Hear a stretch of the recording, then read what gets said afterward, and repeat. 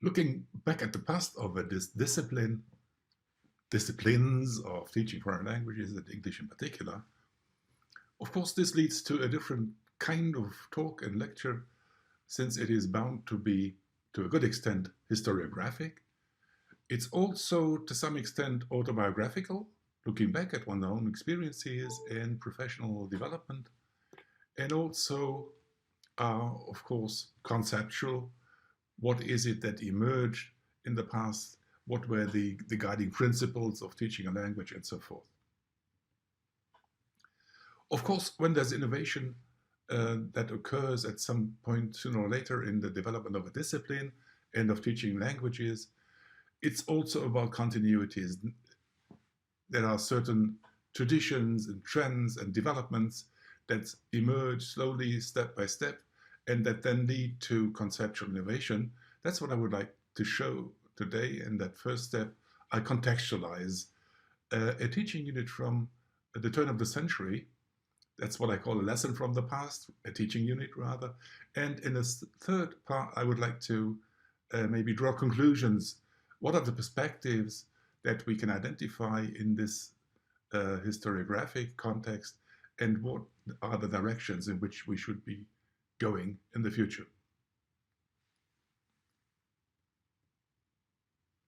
Of course, such innovations and developments occur in broader context, and I'm mentioning three major developments that had and still have considerable impact on societies, on the world, we could say, at large, but that became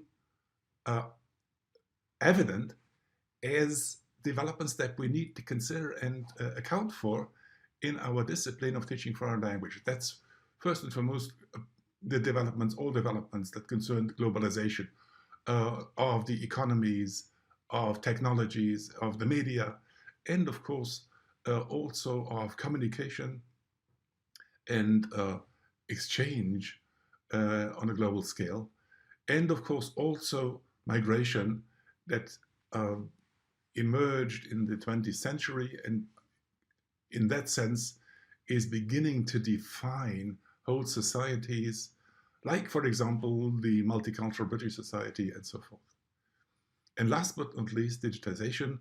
Of course, this is something that slowly emerged as an important dimension of cultural and medial changes.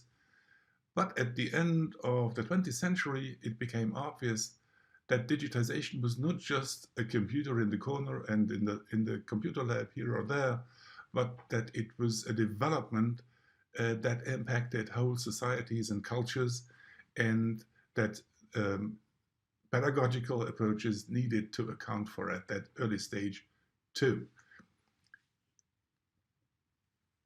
And of course, there were changes and developments in teaching English as a foreign language and in teaching languages in general.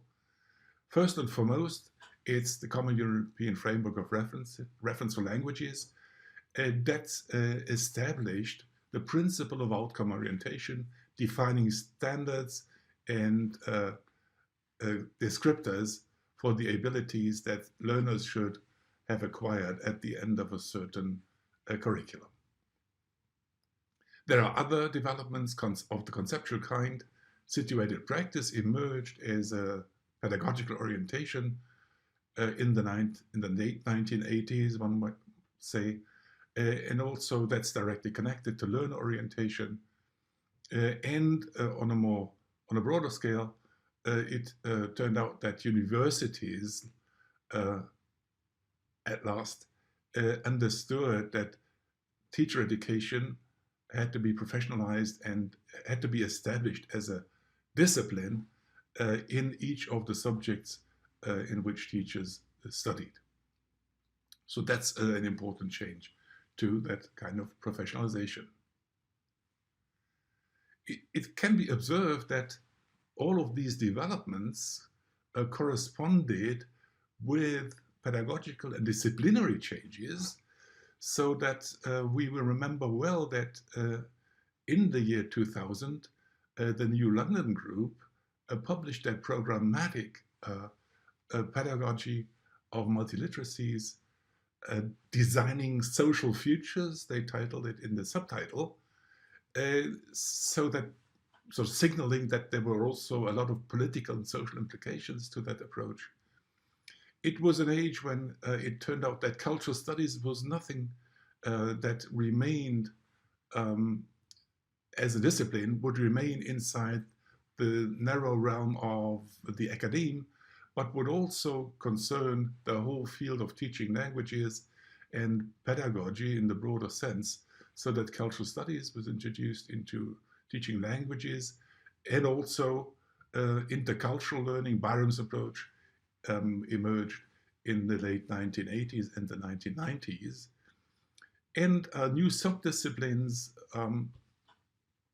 emerged or were rather actively developed in the field of teaching languages, English as a foreign language in particular. Lothar Bredella in Gießen as one of the founding fathers of teaching literature in the foreign language.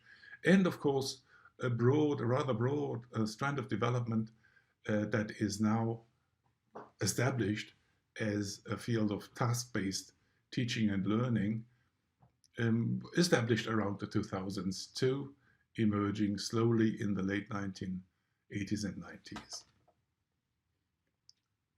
In order to exemplify and illustrate what teaching in the foreign language classroom was like in the past, I have chosen a teaching unit that I conducted myself in the past, in 1999. And what's interesting about it and why I chose it, it is addressing the present and the future of 1999, thematizing the turn of the century and what the students believe their futures would be like, our societies, Anglophone societies, and the world at large, so that actually this was a view ahead, a look ahead of what was coming, or what the students believed was ahead of them as their future. This unit was taught in a school that was a member of the UNESCO Associated Schools Network, where it had an international and global orientation with a large number of international projects, and that notion of sustainability that emerged in those days. And I decided to create, or to make the students produce a booklet for a Y2K plus, 2000 and after, and their personal, maybe subjective outlook on what was coming. And they were expected to, on the one hand, sort of describe and explain what they believe the present is like, what's the world like in 1999, and what will the future bring. Make a personal prediction, but not just subjectively, but based on research and findings, reading a large number of articles in the UNESCO Courier that were available, accessible to them, but also data and statistics and other information, some of it, to a good extent, found online on the internet, and then synthesize their findings, the information that they have gathered and selected to present it in the booklet in an article, in a contribution, so that we would have a large number of issues addressed in the booklet, and at the same time, every student would be represented with their own personal view in the book, in this magazine, actually, including maybe an online presentation on the school homepage. If you look at the task instruction, it's interesting that now we recognize that it has a large number of features that we nowadays assign to the complex task, the complexity, working with a number of texts, the relevance and meaningfulness of the topic. The students are supposed to engage in something that is of high importance for themselves and their own future, and it is of a global and political orientation that they need for their future lives, but also the ability to choose for themselves individually what they find relevant, what they would like to research further, and how they would describe the world to the readers of the booklet from their own point of view.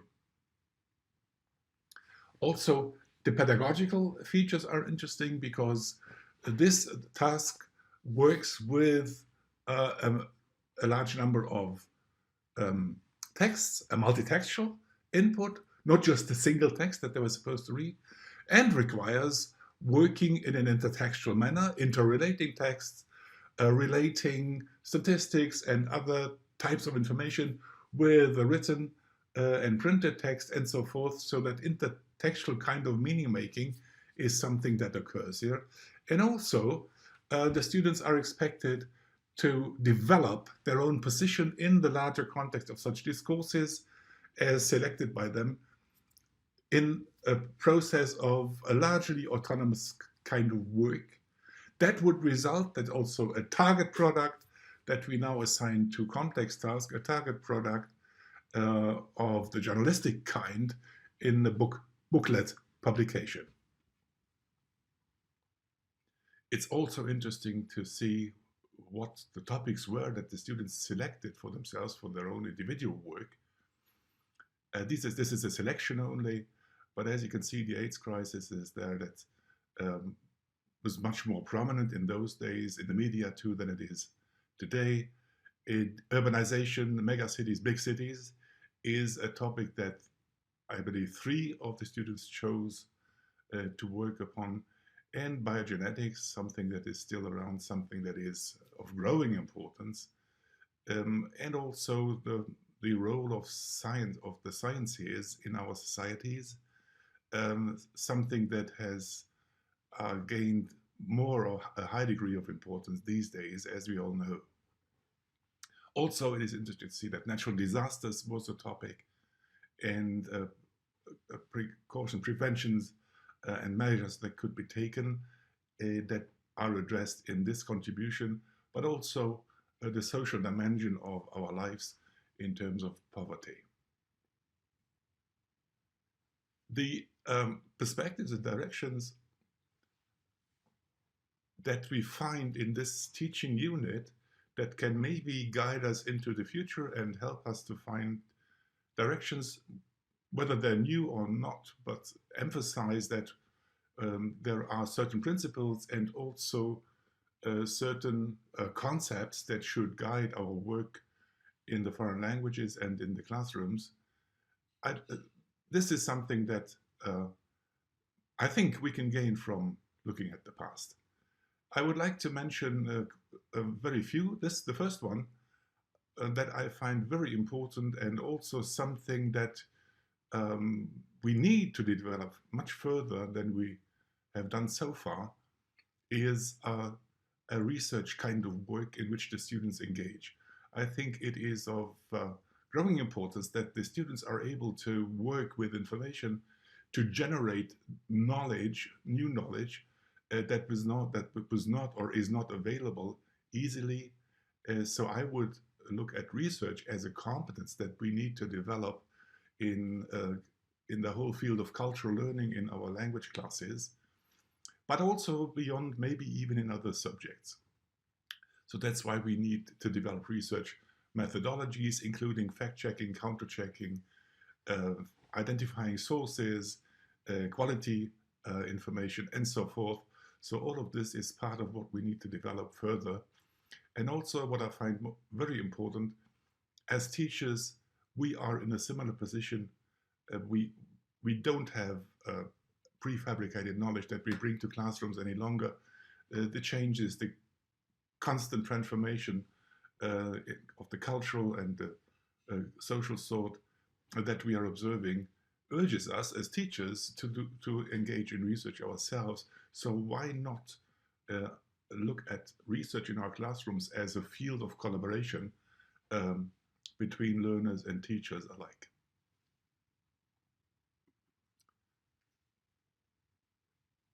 As you will remember, the task was based on working in digital context and also producing digital formats, using word processing software to produce the articles and the layout. And it is now clear that this is a fundamental cultural dimension of our daily work and of our daily lives also, and therefore it is high time that we got the digital dimension of our societies as a normality. It is